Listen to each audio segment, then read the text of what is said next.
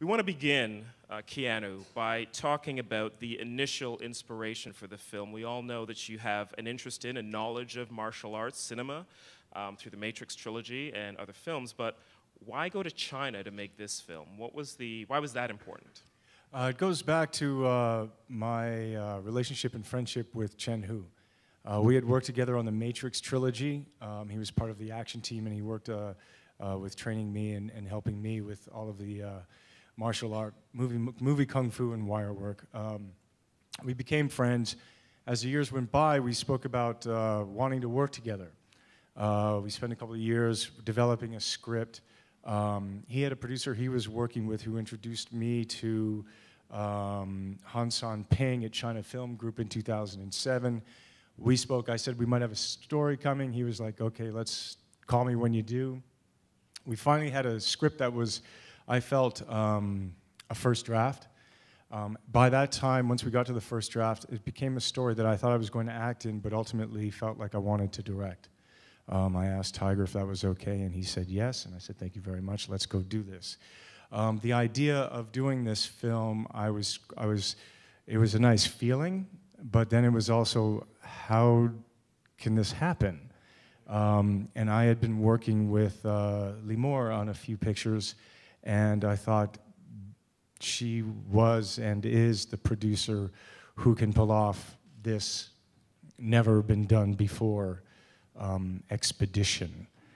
And so that's, and then we started to, well, I'll let you speak about the rest, but that was the introductions, and then and that's how it began. Limor, we know that the systems are different, the process is often different when you go to shoot in China. The expectations on the part of both the Chinese side and the Western side are often different. How did you go about navigating that? Can we begin breaking it down from the time you had a script and you began to establish relationships with, say, the China Film Group? How do you actually get started?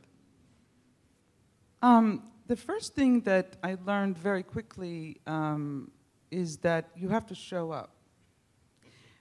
Chinese, specifically China Film Group, they would like to be, and rightfully so, respected in their country and how they do things. And I made the pilgrimage to Beijing quite often, to sometimes, you know, most of the time with Keanu, and sometimes by myself. Just to kind of show up and show that we're there, we're serious. And in any film, I believe that momentum is always key. And I wanted to create that momentum for them. I wanted China Film to feel that we're going, no matter what. And we were scouting, and we were doing things, and everybody was like, oh, wow, this movie's happening, even though... Even when it wasn't? Even when it wasn't. But they all knew we were scouting. We were all over the place. And, you know, so... I wanted to keep creating that, and they had great faith in Keanu as a filmmaker. They were honored that he was coming to make a film. The fact that he was coming back to work with his stuntman in The Matrix was, and a promise to his Chinese brother was a big deal for them. So all of this together, I kind of realized that I have to, I'm a guest in their world, so I have to adapt to that. At the same time, with a lot of smile, I would be like, yeah, but you know, we do have to do things our own way. And they're like, yeah, we want to learn. And that's how it all evolved. So how did that work? You have a certain way, you've produced films before, of course, you have a certain way of working, you're bringing in some people who are people you've worked with before, but you're bringing them into a system where they also have their own way of working. How do you actually navigate that? You learn each system, but the one thing we all know is that making movies is a very universal. At the end of the day, sorry, I'm technically challenged. At the end of the day, a movie is a movie. I mean, the grip trucks are there, the camera is there, the food is there, the actors are there, hair and makeup is there. It's all the same. It's just how you go about it is different. So both Keanu and I actually took great length to learn how these guys work, Our DP was the only American that, it was just basically, right? All Elliot, of your other you and keys me. were Chinese as well? The production designer was Japanese, but everybody else was Chinese. And the production and the costume designer, but all of his department was Chinese. Now, within China, there is all kinds of, like, there are Hong Kongese and the mainland Chinese, and then there's the Taiwanese, and then there's all of that. But Keanu was the driving force of it all. Everybody felt some sort of their own little ownership about their contribution to his first film. And that's united us. I want to go back to the screenplay for a second, because I know that screenplays have to go through a vetting process when you're working in China. How did that work? At what point do you show it to, is it the China Film Group or SARFT who has to approve? Yeah, once showed the script to China Film Group, and then you have to do a script process. Then once you finish shooting the film, you have to do I call it an image process, because it's not the same team, I think. I've been told. So for Man of Tai Chi, we had to make some changes for it. I couldn't have the film has underground fighting in it that used to take place in Beijing, and they didn't want that to happen. And I had a corrupt police officer in Beijing, and they didn't want that to happen. So for me, going through making the film, to me, any adversity or any change or any challenge, people call it, what were your challenges? To me, I call them opportunities. And so in a way, because I had to make these changes, the scope of the film opened. So now the underground fighting took place in Hong Kong, so now I'm in a different city. If it's in Hong Kong, the mainland authorities don't mind. It's okay. Yeah. And it's an autonomous region, is it? Yeah. That's foreign. No, so for however we want to get into it, that's what happened. And so for me, the film opened up. And then in terms of the picture side of it, it's a kung fu film, and so they don't have a rating system there. There's no PG-13 or R or anything like that. So for us, we had a violent intensity review.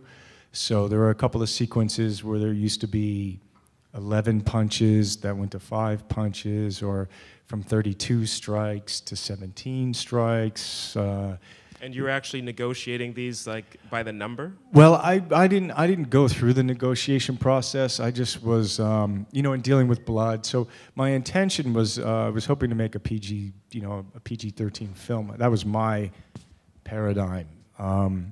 And then once we got there, there was a little stuck out into the R world, I guess. Again, for me as a filmmaker, it didn't change the story that I was telling. It kind of took some of a couple of levels out, but it didn't. It was okay. Can we talk a little bit about money? I'm curious, and you tell us as much or as little as you want to, but as much, let's hope, in terms of the budget for the film, where the different components came from, how much China Film Group is going to step up with, how much Wanda is going to step up with, just in terms of, ballpark proportions. No problem. How you put it together. Well, the one thing that we did once the script, let me start from the filmmaking side. What Keanu needed for this movie, there were a lot of fights, and fights take time to shoot. And even when we did end up with a shooting schedule, Master Wu Ping would say, not enough time, not enough time, not enough time, because when they shoot kung fu movies in China, Tiger, correct me if I'm wrong, it's 7 days, and it goes on for, 150 days. 7 days a week, 150 days. They live in hotels, they just get up, they work, they come back, We didn't have that, because we also wanted, Keanu really wanted to shoot things certain ways. We had 2 cities to go to, we had a big, police story. In any case, does yours work? Hello? Okay. So to make a long story short, we landed on a budget number that we thought would be at appropriate risk for the investors, because we were mindful of that, at the same time giving us however much we needed, and that was $25 million. Now, $25 million dollars in China goes a long way. We did shoot for 103 days. Well, he says 103, I say 105. And, but a lot of it, and you visited our set, so a lot of it went for the fights. They took time, and that was, and the way Keanu was shooting them was not the traditional way. We shot with a camera that was brand new, the Alexa Studio and Hawk Anamorphic. So our ambition cinematically was pretty big. So the budget had to be that. So in terms of who stepped up to the table, China Film and Wanda came in with 15, and Universal and Village Roadshow came in with 10. And that we thought would be the formula that would make everybody, and it made everybody happy. Everybody signed up. Everybody thought it was, you know, a good, and the partnership was excellent through the production and everything. So. Great, thank you. I want to talk a little bit about the shoot, and I guess about merging the crews, both the shooting styles, the communication issues, if there were any. And I know that productions are done in a different way sometimes in China. You mentioned 7 days a week. I don't think that flies. No, we didn't. You didn't shoot 7 days a week. No, we fought for 5, but we ended up doing mostly 6. And on the 7th day, we would have script meetings and pass out. So, in China Film Group, I have to be honest, some of the production people in there were like, why are you paying so much for food? Why are you not working 7 days? Why are you? And I explained to them that, you know, we're trying to split a little bit of a difference because we do have white people around. They can't do that. That's what they call us, the Caucasians. Any other differences or just points of negotiation that you had to deal with in terms of what you were used to shooting in the West and what you were confronted with shooting in China? I think it's Keanu will have a good take on that in terms of how his process and how it affected him, because he had all these people around him constantly, Chinese, Japanese. Yeah, but I mean, that's I don't know. I mean, it's all about communication, and you know, I really had great translators, or you know, as long as the intention is to communicate, to really understand what are you saying, and are you understanding what I'm saying by any means, then that other doesn't really matter. You know, I had great support from Limor in terms of making sure that that was available. And yeah, well, that goes with the actors, you know, in the sense of just how do you feel about this? What do you think about the dialogue? What do you... One of the things I've heard is that in China and other parts of East Asia, South Korea as well, the director has a kind of an absolute authority that you don't always have in Hollywood. Nobody's going to come and give you notes on set. That's true. I've heard that as well. Yeah, I mean, that was the remark, is that, yeah, and sometimes people say, you know, you have to pretend that you know what you never let them know that you don't know what you're doing. And that was a challenge. Oh, yeah? Yeah. Tell me more about that. Well, because I didn't want him to know that they don't know what they're doing. So there's a lot of times where, for example, the set that you visited, right? It was a temple. And they had no idea, the Hong Kong grips and they've just never done this before. Our American DP wanted to cover the entire temple with this, what would you call it? Silk. Silk rig that would help us with the sun so we can keep, there was a 10-day shoot of this fight and the continuity and all of that. They have never done this before, this big. So we got in, our helper, our emergency 911 were Australians. And we brought in a grip from Australia, and we just did like this rig that we designed, and they were into it. They were like learning a lot. But he didn't know that we had no clue up to like 2 days before we had to put it up, that, well, how the hell are we going to do that? But you kind of knew, right? Yeah, come on.